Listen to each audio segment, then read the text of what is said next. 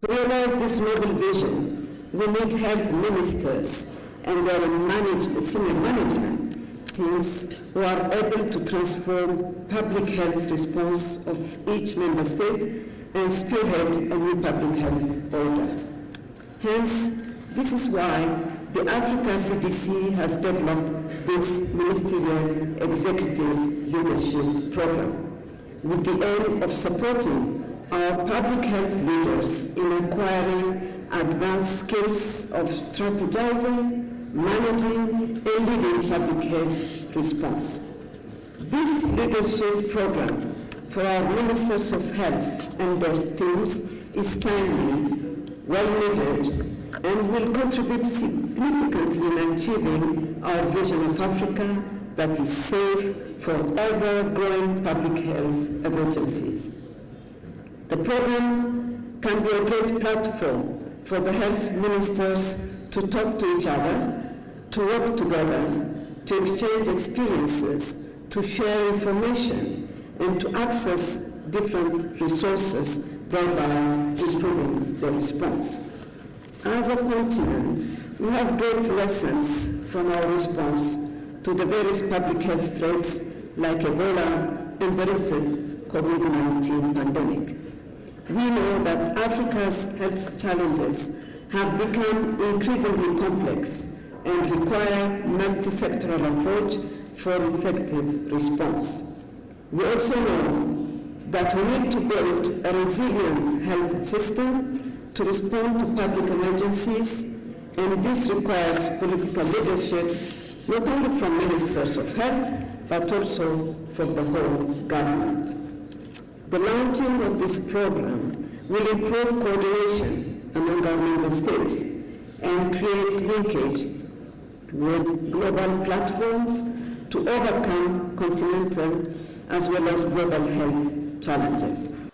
The African Union is taking inspiring steps to realize the enormous potential of this great continent. Africa is poised for progress. Agenda 2063, the decade of women's financial and economic inclusion, the continent's abundance of natural resources, and its greatest advantage of all, its people, representing diverse range of cultures and languages. In particular, I'm pleased to see your strong focus on job creation and the enormous potential of the African continental free trade area. This represents a truly transformative pathway to job creation and new sources of prosperity for Africans, especially for the youth. And I applaud the exciting progress that has been made so far and the commitment of President Issoufou as champion of this important effort. The United Nations is proud to be your partner and to work together. The ties between the African Union and the United Nations have never been stronger.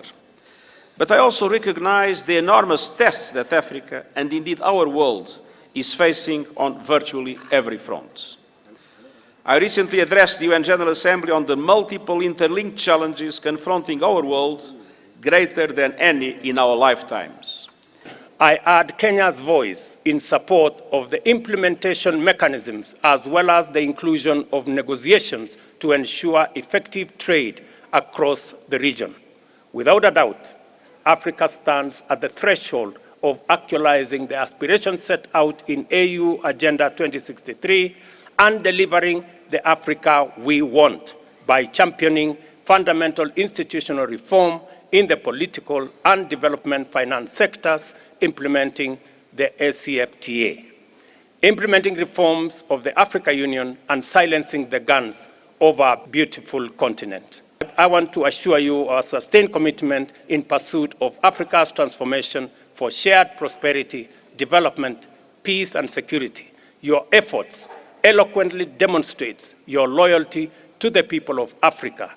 I am proud to join you in the service of the African people as one of your newest members and pledge to walk this road with you in the spirit of brotherhood and diligently do my part to advance our shared aspirations. I look forward to fruitful deliberations illuminated with fresh insights, actualized through effective action and powered at all times by the hope and vigor typical of a youthful continent. Together, we can achieve great things for the continent and its people. I thank you. This theme reminds us of the urgent needs that we need to meet so that we can realize the Africa that we want for ourselves, for our children, and for the future generations. With the persistence of violence done to women and girls on the continent, and the fact that we are lagging behind in infrastructures, I call upon the Union to take urgent decisions for the implementation of the conclusions of the meetings of Dakar on these two themes, that is positive masculinity and infrastructure development.